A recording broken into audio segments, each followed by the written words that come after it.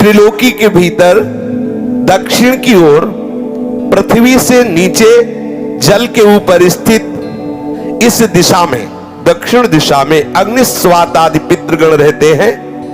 अत्यंत एकाग्रता पूर्वक अपने वंशधरों के लिए मंगल कामना किया करते हैं। उधर ही नरक लोक है।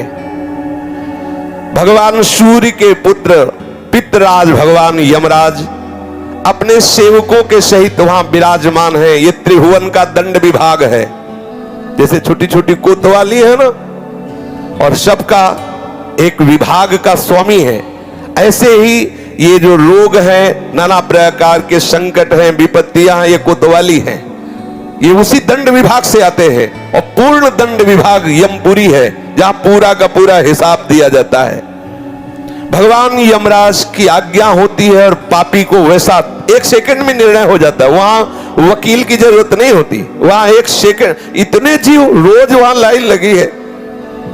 अपने दूतों के द्वारा लाए हुए मृत प्राणियों को तत्काल उनके दुष्कर्मों को देखकर उसका परिणाम दे देते हैं। तामिस्त्र, अंधतामिस्त्र, रौरव, महारौरव, कुंभीपाक, कालसूत्र, अस्थिपत्रवन, सूकरमुख, अंधकूप, क्रमि भोजन, संदंस, तप्त सूर्मी, बज्रकंटक, सालमली, वैतरणी, पूयोद, प्राणरोध, विशसन, लालाभक्ष, सारमेयादन, अवीची, अयहपान, इसके सिवा छार करदम, रक्षोगण भोजन, शूलप्रूत, दंदसूक, अवट निरोधन, पर्यावर्तन, सूचिमुख। इस तरह से प्रधान 28 नरक हैं। जो पुरुष यहां दूसरे का धन, दूसरे की संतान का हरण कर लेता है और दूसरे की स्त्रियों को फुसला करके हरण कर लेता है, दूषित कर्म करता है, उससे अत्यंत भयानक यमदूत काल पाश में बांधकर बलात् तामिस्त्र नरक में गिरा देते हैं। इस नरक का भयानक दंड है कि इसमें कहीं प्रकाश नहीं। थोड़ी देर भावना करना, एकदम अंधकार ही अंधकार।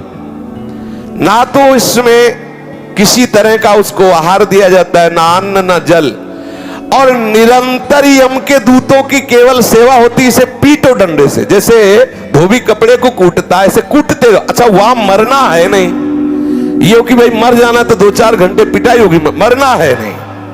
अब वहां केवल पिटाई ही होती रहती है। वो मूर्छित होता है, गिरता है, न भोजन न पानी, घोर अंधकार, केवल डंडे बरस रहे हैं, पिटाई पिटाई। वो बार बार मूर्छित होता है, लेकिन उसे अब ये सजा ऐसे दी जाती है, बोले इसे 100 वर्ष, 50,000 वर्ष, एक कल्प। अब पिटाई ही पिटाई होगी। अब बोलो कितनी दुर्दशा है, कितनी दुर्दशा। इस लोक में जो मनुष्य किसी दूसरे को विश्वास दिलाता है कि मैं तुम्हारा मित्र हूं, और उसकी स्त्री के साथ वो गलत संबंध बनाता है और उस पुरुष को धोखा देता रहे। मान लो आपको मित्र बनाया और आपकी पत्नी का भोग किया, और उस मित्र को विश्वास दिलाता रहता है कि नहीं मैं गलत नहीं हूं, तो यमदूत उसे अंधतामिस्त्र नरक में ले जाते हैं। और वो कटे हुए वृक्ष के समान भयंकर वेदना को प्राप्त हुआ सुध बुध खो बैठता है, और उसके अंगों में वहां बहुत तरह की पीड़ा दी जाती, काटा जाता है, थोड़ा थोड़ा ऐसे ऐसे काटा जाता है, ऐसे ऐसे काटा जाता है। इसे अंधतामिस्त्र नरक कहते हैं। इस लोक में जो कि मैं बहुत बलवान हूं, मैं बहुत पुष्ट हूं, देखते हैं कि हमें कौन परास्त करेगा। जहां मन आया उस धन चुरा लिया, जहां मन आया बलात्कार, नाना प्रकार की गंदी चेष्टाएं की, दूसरे धर्मात्माओं का विनाश किया, प्राणियों से द्रोह किया, और नाना प्रकार की वस्तुओं को छीन छीन कर अपना और अपने परिवार का पोषण करते रहते हैं। वो जब अपना शरीर छोड़ते हैं तो रौरव नरक में जाते हैं, रौरव नरक। इस लोक में जिन जिन जीवों को जो जो कष्ट पहुंचाया है, यमराज के दूत वैसा ही वो रूप धारण करते हैं, रुरु नामक होकर के भयंकर कष्ट देते हैं। इसलिए इस नरक का नाम रौरव है। जब किसी को कहा जाता है कि सारे रौरव नरक मिलेगा, मतलब भयंकर चरम सीमा का कष्ट। सर्प जैसे क्रूर स्वभाव वाले ऐसे जीव वहां हैं जो उसको काटते हैं, बार बार काटते। मरना तो वहां है नहीं, महारौरव नरक, रौरव नरक ऐसे लोगों को प्राप्त होता है जो अपने शरीराभिमान में आकर के दूसरे धर्मात्माओं को, जीवों को नाना प्रकार के कष्ट देते हैं, उनसे वस्तुएं छीनते हैं, अपहरण करते हैं और स्वयं अपने परिवार और अपना भोग सामग्री एकत्रित करते, अहंकार के द्वारा भोग सामग्री, धर्म के द्वारा, भगवत प्रसन्नता के लिए। यदि अहंकार के द्वारा दूसरे की हिंसा आदि करके आपने, तो फिर वो भोग भोगना पड़ेगा। जो किसी की भी परवाह नहीं करते, अपने शरीर का पोषण करते हैं, दूसरे जीवों का मांस खाते हैं। ओ बकरा, ये ऐसे बहुत कोमल बेचारे जीव हैं जो बलहीन हैं। आप मनुष्य शरीर प्राप्त किए, बलात् उनको पकड़ के विविध प्रकार से कष्ट देते हैं और मांस खाते हैं, तो वहां भयंकर यमराज के दूत उसी का मांस काट काट के उसको खवाते हैं। यमपुरी में उसी का मांस उसको नोचते हैं से मांस और उसको पवाते, ले अप्पा। अच्छा, 1-2 दिन की बात है नहीं, ये बहुत लंबा सजा होती है, भोगते रहो। जैसे कोई कहते अरे हम नहीं मानते, तो आप भारतीय विधान को ना मानो, करो, जिस दिन फंस जाओगे तो तुम्हारे पुरखा पानी पा जाएंगे। इतनी पिटाई करेगी भारत सरकार के जो सैनिक हैं कि तुम्हें हो, फिर उस समय नहीं चलेगा कि हम नहीं मानते। तुम्हारे मानने ना मानने एक थोड़ी विधान है, फंस जाओगे विधान में तब पता चलेगा। गंगा किनारे जब थे तो एक मिले थे, ऐसे ऐसे सब अंगुलियां थी, तो बताया कि हम फंस गए थे तो अंगुलियां से टूटी हुई। वो बताते थे नाखून में ऐसे कील गाड़ी जाती है, अंगुलियां तोड़ दी जा, कितना कितना भयंकर कष्ट। काफी काफी समय तक बर्फ की सिल्ली में लिटा दिया, ऊपर से पिटाई हो रही, बड़े बड़े कष्ट बहुत। अब आप इसे मानोगे अरे सब झूठी है, नहीं कहते झूठी, तो कर ले, देख लो जाके क्या हो रहा है।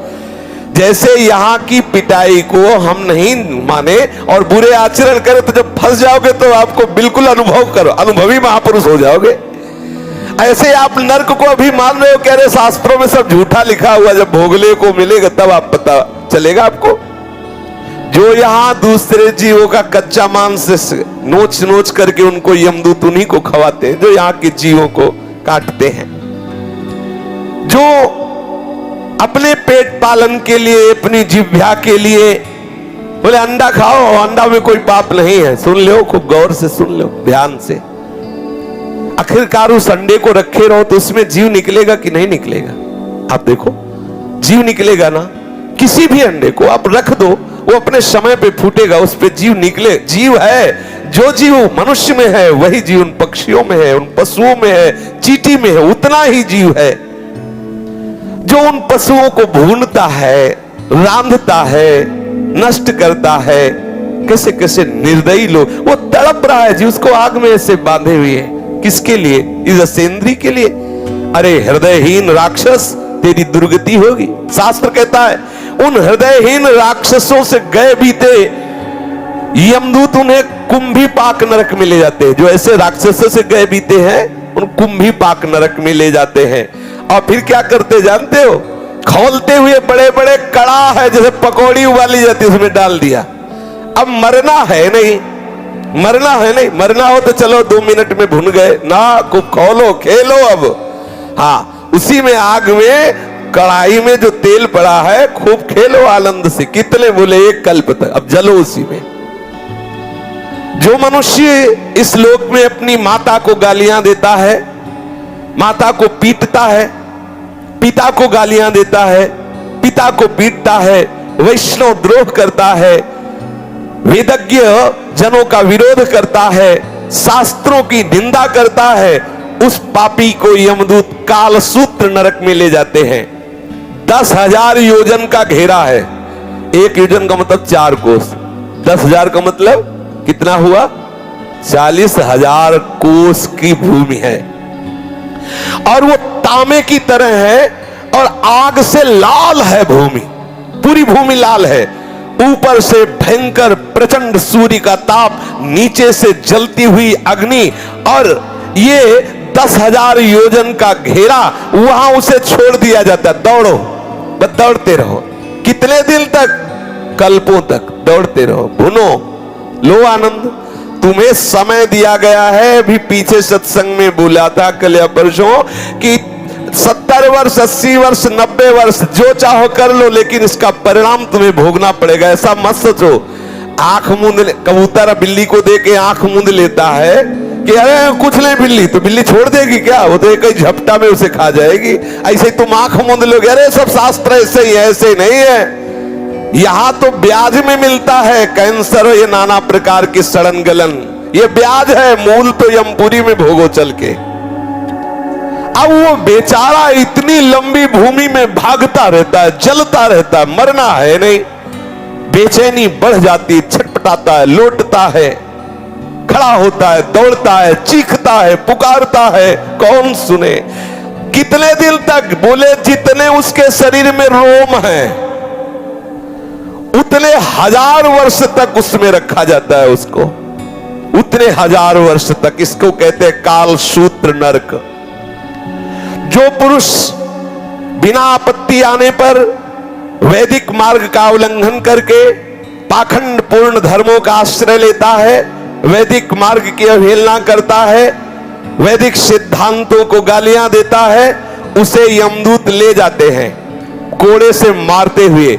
और नरक में 80 पत्रवन नरक है।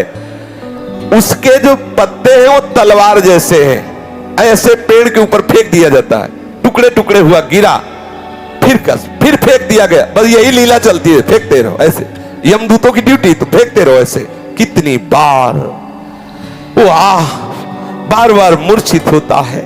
वो उस समय विचार करता है अपने कुकर्मों को याद करके, हाय मैंने शास्त्र विरुद्ध आचरण की, शास्त्र की निंदा की, अवहेलना की, इसलिए मुझे दुख मिल रहा है।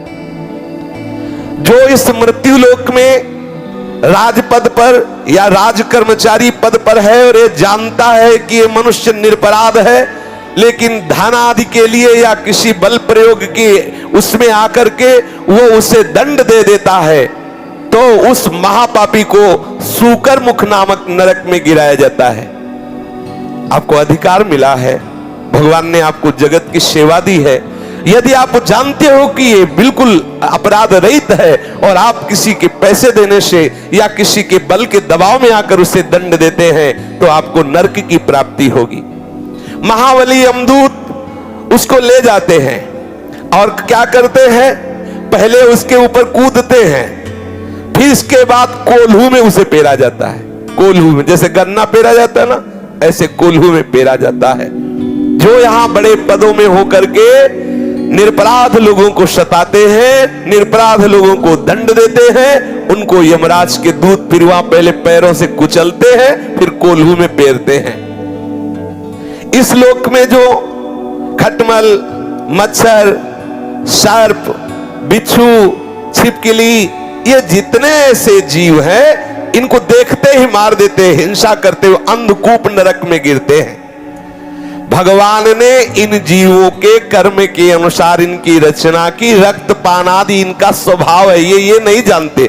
मच्छर ये नहीं जानता कि हम काट रहे हैं तो इनको दुख होगा, वो नहीं जानता। उसका जैसे हम भोजन पाने के लिए अन्न आदि पाते हैं, ऐसे वो उसका भोजन रक्त भगवान ने निश्चित किया, उड़ा दी। बोले अगर मच्छर नहीं मारेंगे तो नाना प्रकार के बुखार वाले रोग पैदा हो जाएंगे। सच्ची मानिए, जब रोग पैदा होना होता है तो हो ही जाता है, रोग पैदा ना हो तो रोग अगर नहीं होना ना, तो आप खुले मच्छरों में बैठे रहो, नहीं का। हाँ, आप अपना बचाव पक्ष कीजिए, मच्छरदानी लगा लीजिए, पहले से ऐसी औषधि आदि कर लीजिए, अपने यहाँ छिड़काव कर लीजिए, लेकिन आप मच्छर को मारे, आप छिपकली को मारे, आप सर्प को मारे, बिच्छू को मारे, ऐसा हमारा शास्त्र अलाउ नहीं करता कि आप मारे, ऐसा नहीं। जो उनका स्वभाव है, उनका स्वभाव बनाया गया है, आप अपना बचाव पक्ष रख लीजिए। अच्छा, बचाव पक्ष में मर जाए, देखो अंदर की बात है, अब पता नहीं कि पीछे क्या काट रहा है, खुद वो ऐसे हाथ किया, वो मर गया, उसका कोई अपराध नहीं। आप जान के कि अच्छा ऐसे मारे कुछ लोगों का स्वभाव होता, मक्खी ऐसे देखते रहते, ऐसे ऐसे मरते रहते, ऐसे, और पूछो से क्या है, वो मजा आ रहा है, लेला मजा। हाँ, बोले जो यहाँ इन जीवों को मार, सांप दिखा रहे, मारो मारो सांप सांप, बोले काल, काल को तुम मार सकते हो। जितने यहाँ मच्छर, जू, रेंगने वाले सांप या पशु पक्षी मृग मक्खी, जो भी इनसे तुमने जो इनको मारा, इनको द्रोह किया, तो आप समझ लीजिए कि ये पाप आपको नरक ले जाने वाला है। आपका रोगग्रस्त शरीर होगा, बहुत कष्ट भोगने पड़ेंगे। इसलिए अंधकूप नरक से बचना, तो किसी जीव की हिंसा करना बिल्कुल ठीक नहीं है। जो मनुष्य इस लोक में रसोई बनाता है, गाय के लिए पहला ग्रास नहीं निकालता। देखो कितना सुंदर हमारे सनातन धर्म की मर्यादा है। दरवाजे पर एक गऊ बंधी हुई है, आप पहला ग्रास गऊ के लिए, ना गऊ है ना ग्रास है, कुत्ता है और सब ह्रास है। हाँ, अतिथि देवो भव, वहां लिखा कुत्ते से सावधान, क्योंकि अब कुत्ते का वास है, सावधान। निवास स्थान में गेट में लिखा है कुत्ते से सावधान, सावधान। यहां वर्णन कर रहे हैं श्री शुकाचार्य कि इस लोक में जब आप भोजन बनाते हो तो एक रोटी गाय के लिए निकालो, कुछ टुकड़ा कौवे पक्षियों के लिए निकाल दीजिए। अतिथि के लिए, आप गृहस्थ हैं तो इंतजार 1-2 मिनट दरवाजे पे निकल के देखना चाहिए, कोई भूखा, कोई अतिथि। अगर ऐसा आप भाव रखेंगे तो आप अपने धर्म का पालन कर रहे हैं। ठाकुर जी का भोग लगाए बिना तो पाओ ही मती, अगर ठाकुर जी का भोग लगा दिया तो सब पूर्ण हो जाएगा। जो यहां पंच महायज्ञ के भागियों को बिना भोजन दिए स्वयं भोजन पकाते हैं, खाते हैं, वो क्रमी भोजन नामक निकृष्ट नरक में गिरते हैं। गीता में भगवान ने कहा है, जो मुझे बिना अर्पित किए हुए पाता है वो पाप खाता है। यही है पाप। चाहिए क्या चला जाता है?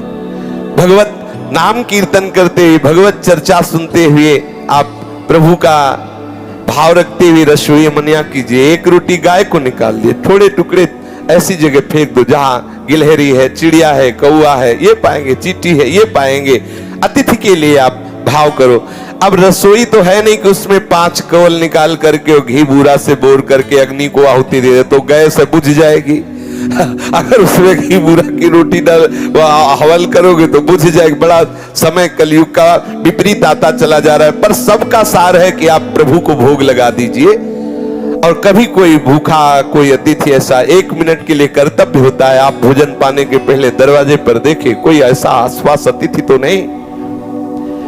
1 लाख योजन का लंबा चौड़ा एक कीड़ों का कुंड है, उसमें उसको फेंक दिया जाता, खाओ कीड़े, फेंक दिया गया उस कुंड में। अब आप ऐसे करता है तो हजारों कीड़े उसके जाते हैं। जो बिना भोग लगाए, बिना किसी गाय आदि के लिए, बिना अग्रासन आदि निकाले, केवल भोजन अपने लिए पकाता है, वो पाप है, वो उस अपराध का भागी बनेगा। अब उसके जब पापों का प्रायश्चित हो जाता है तब उसे वहां से निकाला जाता है। श्री ध्रुवदास जी ने भी लिखा, बिना भगवान को अर्पित के, प्रियालाल को अर्पित के पानी भी मत पिए। क्या जाता है? जल लिया, राधा वल्लभ लाल की जय, निर्दोष हो गया, पी लीजिए। ये सृष्टि प्रभु की है। राजन जो इस लोक में चोरी करता है, जबरदस्ती संपत्ति छुड़ा लेता है, या अपने को ऊंचे कुलों में जन्मा हुआ मान करके बिना आपत्ति के नीच कर्म करता है। बोले पंडित जी हैं, बोले क्या? बोले शराब के ठेके में है, होश में रहना पंडित जी, वहां यम के दूत ले देखेंगे तुम पर, और पिटाई डट के होगी। बोलो ब्राह्मण हो करके तुम अपने को ऊंचे कुल का मान करके मांस खाते हो, शराब पीते हो। जब तक त्रिकाल संध्या नहीं तो तुम किस बात के ब्राह्मण हो? त्रिकाल संध्या नहीं, गायत्री, जब ब्राह्मण जानते हो क्यों जगत पूज्य होता? तपस्या के द्वारा संपूर्ण सृष्टि को वो पवित्र रखने की चेष्टा कर, स्वयं दरिद्रता सहता, कष्ट सहता, और महान तपस्या के द्वारा दूसरों के अनुष्ठानों के द्वारा पापों का नाश करके उन्हें पवित्र करता। इसलिए तप बल विप्र सदा बरियारा। आज क्या हो गया? आप शराब पी रहे हो, मांस खा रहे हो, यज्ञोपवीत है ही नहीं। अगर कभी ऐसा हुआ तो ब्याह के समय हो गया, दुल्हन ही खूंटी में टांग दिया यज्ञोपवीत। अब बोलो, अपने को तुम ब्राह्मण कहते हो, कौन सा धर्म है ब्राह्मण का? कौन से आचरण है ब्राह्मण के? क्या होगा? बोले कुछ नहीं, सब कहने सुनने की बातें, तो सुन लो क्या होगा। जो ब्राह्मण हो करके चोरी करता है, बरजोरी करता है, दूसरों के स्वत्त का हरण करता है और सभी गंदे आचरण, अपने धर्म के विरुद्ध आचरण करता है, उसे संदंस नामक नरक में ले जाया जाता है।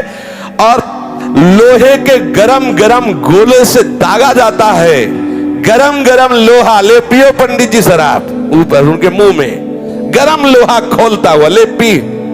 ब्राह्मण बने थे, खूब तपस्या और भजन के द्वारा जगत का मंगल करो, स्वयं अपना कल्याण करो, दूसरों का कल्याण करो, इसलिए बने। और सारा जगत मानता था। अब आप बैठ के शराब पियोगे, आपको कोई कहेगा पंडित जी चरण छुअन? आप बोलो, तुम्हारे हाथ में गंदे आहार देखेगा, तुम्हें कोई ब्राह्मण मानेगा? और है भी नहीं। आपने पूर्व कर्म किए तो ब्राह्मण कुल में जन्मे, अब कर्म क्या कर रहे हो? नीच कर्म, तो नीच हो। जो नीच कर्म कर रहे हो तो नीच हो। देखो गोस्वामी जी ने लिखा, यदि आप भजन नहीं करते तो आप कोई भी हो, हरि भक्ति विहीन जीवन मुर्दे का जीवन है। जिन हरि भगति हृदय नहीं आनी, जीवित सौ समान ते प्राणी। कोई भी हो, यदि इस लोक में कोई पुरुष काम से पीड़ित होकर के शास्त्र की मर्यादा का त्याग कर, अरे किसी भी जाति का कोई भी हो, कैसे भी हो, केवल हमें काम भाव की पूर्ति करनी है, अगम्य पुरुष स्त्रियों से व्यभिचार करता है, उसे यम पुरुष तप्त सूर्य नामक नरक में ले जाते हैं। और जो स्त्री ऐसी व्यभिचारिणी होती है तो वहां तपाया हुआ पुरुष लोहे का बना हुआ है, आग, बिल्कुल आग, उसमें उसको आलिंगन करने का दंड दिया जाता है। यमराज के दूत ऐसे पकड़ लिए और उसमें अब 1-2 दिन वर्ष नहीं, बहुत काल तक चलते रहो। जो पुरुष पराई स्त्री के साथ व्यभिचार करता है उसके लिए वैसी स्त्री की रचना होती है, आग जैसी तपती होती है, बहुत काल तक उसको उसमें आलिंगन कराया जाता है, जलता रहता है, चीखता रहता है। जो पुरुष इस लोक में कामासक्त होकर पशुओं के साथ व्यभिचार करता है, मरने के बाद उसे यमदूत वज्र कांटक सालमली नरक में गिराते हैं।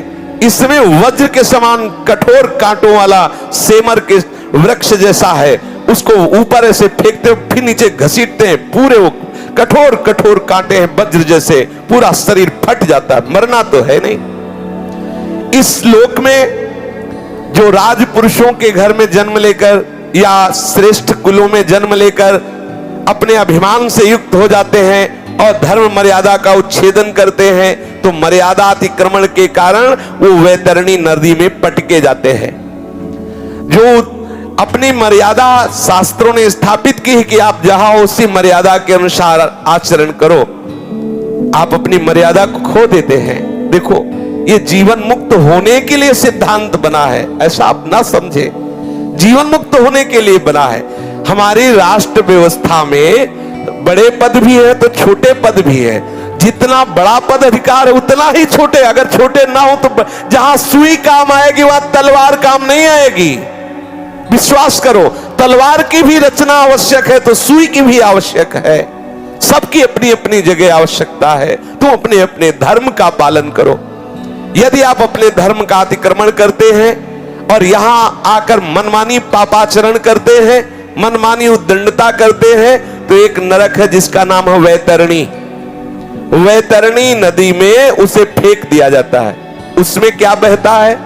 उसमें मल, मूत्र, पीप, रक्त, केश, नख, हड्डी, चर्बी और पिसा हुआ मांस, मज्जा, ये प्रवाह होता है, उसमें फेंक दिया जाता है। जो धर्म का उल्लंघन करता है, नीच आचरण करता है, पापाचरण करता है और मैं बहुत ऊंचे कुल का हूं ऐसा अभिमान करके, तो उसको फेंक दिया जाता है।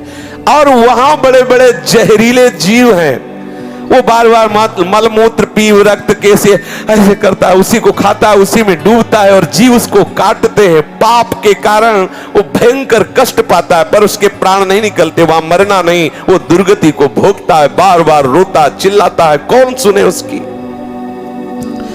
जो लोग यहां पवित्रता का त्याग करते हैं, अपने शास्त्र के द्वारा निर्धारित आचरणों का त्याग करते हैं, नियमों का त्याग करते हैं, लज्जा को त्याग करके, तिलांजलि दे करके नाना प्रकार के गंदे आचरण करते हैं, पशुओं के साथ गंदे आचरण करते हैं, उनको ये सब पीव, विष्ठा, मूत्र, कफ आदि से भरे हुए कुंडों में फेंका जाता है।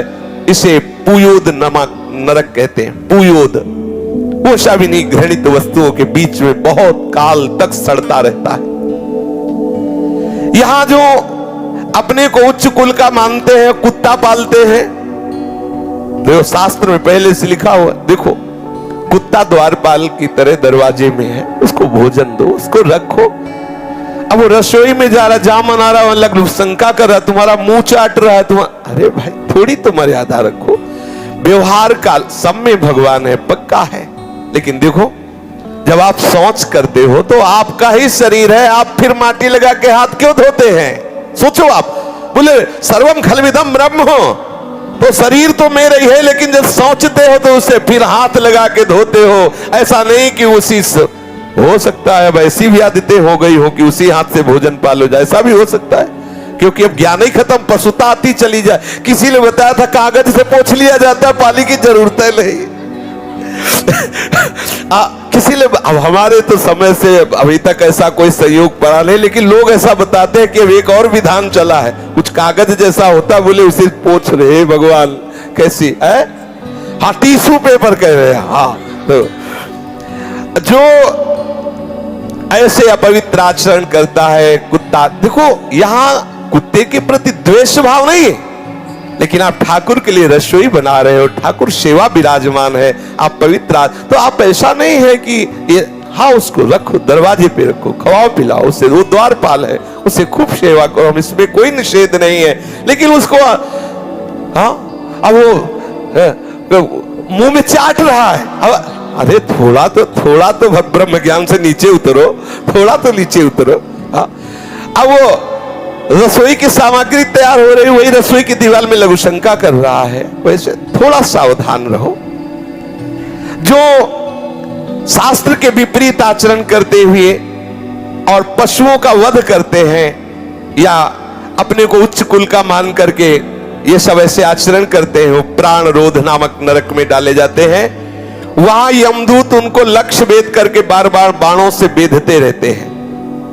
जो पाखंडी लोग यहां पाखंड फैलाते हैं और यज्ञ में इससे देवी प्रसन्न होंगी, इससे अमुक प्रसन्न होंगे, बकरा की बलि दो, मुर्गा की बलि दो, ऐसे आदि आदि उदाहरण देते रहते हैं। उनको वैवस्व विशसन नामक नरक में डाला जाता है और वैसे ही बार बार उनकी गर्दन काटी जाती है। ध्यान रखना, किसी भी जीव की हिंसा करने से कोई देवी देवता प्रसन्न नहीं होते। हम उनको देवी देवता ही नहीं मानते जो दूसरों की हत्या से प्रसन्न होते हैं। सामर्थ्य दी गई है दूसरों को सुख पहुंचाने के लिए। जितने भी देवी देवता हैं ये सब जगत का मंगल करने के लिए है, ऐसा मंगल करने के लिए। कुपुत्रो जायते क्वचिदपि कुमाता न भवति। पुत्र तो कुपुत्र सुना गया है, लेकिन मां कुमाता नहीं सुनी गई। जगदम्बा मां है, वो तुम्हारे जैसे भाव वाली नहीं है कि उसके तुम जैसे बच्चे हो, वैसे ही बकरा भी बच्चा है, वो अपने बच्चे की गर्दन कटवा के प्रसन्न होने वाली मां नहीं। बोले नहीं, दुर्गा और काली तो तब प्रसन्न होती जब खून पीते। खून पीती उन नीचों का जो धर्म की मर्यादा का उल्लंघन करते हैं, भगवान की बनाई हुई मर्यादा का नाश करते हैं। जब संसार में वो ऐसे आतंक फैलाते हैं, तब यही आदि शक्ति रूप धारण करती है, क्रोधित होकर उन दुष्टों का गला काटती है जो धर्म के विपरीत आचरण कर, उनका खून पीती। बेचारे नाजुक सीधे साधे नाबुल पशु पक्षियों का नहीं। ऐसे पापियों को विभूषण नामक नरक में डाला जाता है, बहुत ही कष्ट दिया जाता है। जो कोई चोर या राजा या राजपुरुष, मान लो आप राजा हैं, आपके प्रतिकूल ऐसा भाव आ रहा है और आप नगर में आग लगवा दिए, समर्थ हैं, या आप राज कर्मचारी हैं, बिना अपराधी को किसी को पूरे परिवार को फांसी पे आदि आदि आदि दंड, किसी को विष दिला दिया, या गांव के गांव लुटवा लिए, या व्यापारियों के दलों को लूट लिया, या आदि आदि।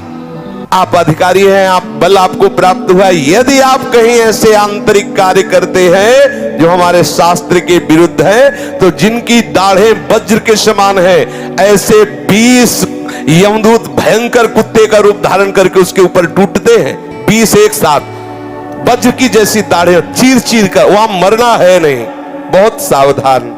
भगवान श्री सुखदेव जी कहते हैं, इस लोक में जो दूसरे से पैसा लेकर झूठी गवाही देते हैं, जो इस लोक में बहुत झूठ बोल करके व्यापार करते हैं, जो अपना काम बनाने के लिए झूठा प्रलोभन दे देते हैं, हम तुमको इतने रुपए देंगे, ऐसा ऐसा ऐसा, जो दान के समय किसी को झूठ बोल के फुसला लेते, तुम्हें इतने रुपए दे, काम करवा ले, काम बन गया, आदि आदि झूठ बोल दिया, उसे आधार शून्य अविचीमान नामक नरक में गिराया जाता है। अविचीमान ये 100 योजन ऊंचा है, 100 योजन ऊंचे से उसे सिर के बल फेंका जाता है, बार बार बस एक ही रहता है, नीचे गिरा फिर ऊपर से ले गए, फिर 100 योजन से नीचे, ऐसे भयंकर कष्ट, इसे अविचीमान कहते हैं।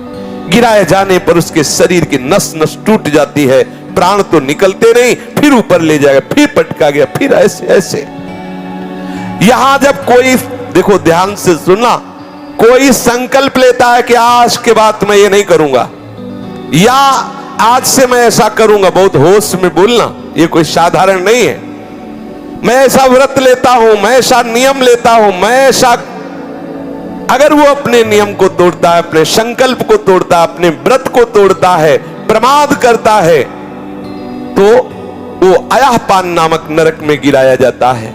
छाती में चढ़कर यमदूत उसे गला हुआ लोहा पिलाते हैं। वाणी ठीक बोलो, ठीक नियम, ठीक निष्ठा, ऐसे नहीं कि जो मनाया सो बोले। इस लोक में जो जन्म तपस्या विद्या आचार वर्ण आश्रम के अभिमान में आकर के अपने महानों का सत्कार करना छोड़ देता है, वो जीता हुआ मुर्दे के समान है। अपने बड़ों का सत्कार करो, महापुरुषों का सत्कार करो, माता पिता बुजुर्ग गुरुजनों का सत्कार करो। अगर वो ऐसा नहीं करता है तो मरने पर छार करदम नामक नरक में गिराया जाता है, वह उसे बड़ी पीड़ा सहनी पड़ती है।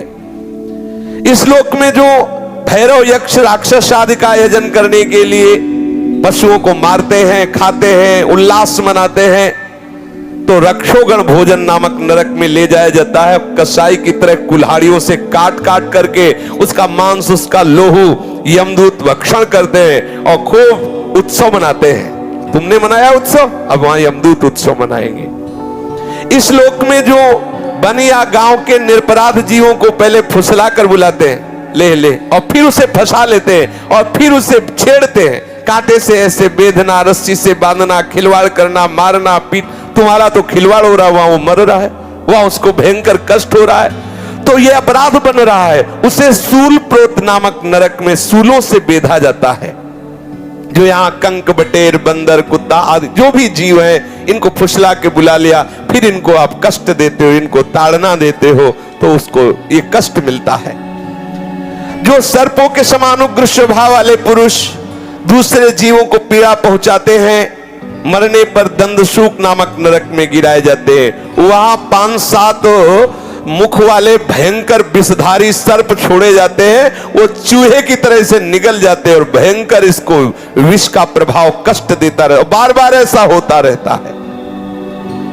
यहां जो लोग किसी का अपहरण करके ले जाते हैं, बच्चों का अपहरण कर लिया, स्त्रियों का अपहरण कर लिया, या धनी मानी किसी का भी अपहरण कर लिया, उनको अंधेरे में रखा, खंतियों में, गुफाओं में, कोठों में रखा, तो परलोक में यमदूत ऐसे स्थान में उनको ले जाके रखते हैं जहां विषैली गैस होती, धुएं से घोटते हैं। इस नरक को अवट निरोधन कहते हैं। जो गृहस्थ अपने घर में आए हुए अतिथि अभ्यागत साधु वैष्णव की तरफ कुटिल दृष्टि से देखता है, मानो भस्म कर देगा। बोले राधे श्याम, ऐसे गुस्सा से देखते, कहां से आ गया, और गुस्सा से मानो भस्म कर देंगे। ऐसा नहीं, 3 बातें तो सबको करनी चाहिए। राधे श्याम अर्थात मृदु भाषण, फिर आसन और जल, इसमें किसी का पैसा नहीं लगता। कोई भी वैष्णव, कोई भी अतिथि आपके दरवाजे आया है, राधे राधे, आइए बैठिए, जल पीजिए, नहीं नहीं हमें भोजन चाहिए, हमें वस्त्र चाहिए, हमें रुपया चाहिए, अगर आप नहीं दे सकते हैं तो राधे श्याम जाइए आप। ऐसा आप अपने दरवाजे में खड़े हो जाइए, कोई अतिथि आया, मृदु भाषण, हमारी सामर्थ्य नहीं कि मैं आपको दे सकूं, हो गया। जरूरी नहीं कि आप दे ही, लेकिन आप मृदु भाषण बोल सकते हैं। आप गाली देकर, आप क्रोध दृष्टि से उसका अपमान करते हैं, वो आपके द्वारे अतिथि आया है, भिक्षुक आया है, ये आपका भयंकर अपराध बन गया। अतिथि का अनादर करना कहीं भी शास्त्र में नहीं लिखा। आपके दरवाजे आया है, आप मृदु भाषण तो कर ही सकते हैं ना, आप ऐसे तो कर ही सकते हैं कि हमारी सामर्थ्य नहीं, मैं आपको दूं, बस मृदु भाषण बोल दीजिए, आप उसको गाली मत दीजिए, आप उसका अपमान मत कीजिए, आप ऐसी दृष्टि से मत देखिए। अगर आप ऐसा करते हैं मानो उसे भस्म कर देंगे, तो जब उसका शरीर छूटता है तो उस पाप दृष्टि के कारण गिद्ध, कंक, काक और बटेर जैसी वज्र की कठोर चोंच वाले पक्षी नरक में छोड़े जाते हैं और वो उसको नोचते हैं। इस नरक को पर्यावर्तन कहते हैं। इस लोक में जो व्यक्ति अपने को बड़ा धनवान समझता है, अभिमानवश दूसरे को नीच समझकर उनका अपमान करता रहता है और धन के व्यय और नाश की चिंता में ही रहता है, तनिक चैन नहीं मानता, बस धन, अधिक से अधिक धन बढ़े, चाहे किसी की हिंसा करानी पड़े, चाहे जो भी जैसे भी व्यभिचार से आवे, जैसे भी आवे, वो तरह तरह के पाप करते हुए जो धन एकत्रित करने में बुद्धि लगाए रहता है, वो नराधम मरने पर सूची मुख नरक में गिरता है। उस अर्थ पिशाच पापात्मा के सारे अंगों को भगवान यमराज के दूत बड़ी बड़ी सुइयों के ऐसे सीते हैं, पूरे शरीर को सीते हैं बार बार सुइयों से, ऐसे जैसे कोई कपड़ा सिया जाता है, ऐसे उसमें यही सेवा है उनकी, सीते रहो इसको। ओहो कितना कष्ट। इस प्रकार से सैकड़ों हजारों नरक हैं। कोई ये संशय ना करे कि ये सब लिखी पढ़ी बातें हैं, ऐसा नहीं। अधर्म परायण जीव को निश्चित भोगना पड़ता है। अवश्य में भोक्तव्यम कृतम कर्म शुभाशुभम। बारी बारी से वो नरकों में जाता है और भयंकर कष्ट भोगता है। इसी प्रकार जो धर्मात्मा होता है, पुण्य करता है, वो स्वर्गों में जाता है और विविध प्रकार के स्वर्ग सुख भोगता है। नरक और स्वर्ग के जब भोग भोगे, पाप और पुण्य क्षय हुआ, तो कुछ पाप और कुछ पुण्य लेकर इस मृत्यु लोक में जन्म लेता है। कहीं उत्तम या अधम गतियां उसकी यहां दिखाई देती है। वो धनी है, वो निर्धन है, वो स्वस्थ है, वो रोगी है, ये सब पाप और पुण्य के कर्म परिपाक से है। आप सोचते हैं कि हमें भजन करने की क्या जरूरत है, सत्संग सुनने की क्या जरूरत है, नियम संयम धारण करने की क्या जरूरत है? इसलिए जरूरत है कि तुम्हारी ऐसी दुर्गति ना हो। दूर समझते केवल पशुओं की तरह कमा लो, खा लो, मनमानी आचरण कर लो, कोई देखता तो है नहीं। भूल मत करो। बड़े बड़े महापुरुषों ने जो निश्चय किया है ये उनके अनुभव के विषय है। साक्षात भगवत स्वरूप भगवान व्यासदेव जी, श्री सुखदेव जी, ये साक्षात भगवान हैं, ये वर्णन कर रहे हैं। ऐसा है, इसलिए डरते रहो, कोई अपराध न बने और निरंतर भजन में रहो। शेष चर्चा आगे। श्री राधा वल्लभ लाल की।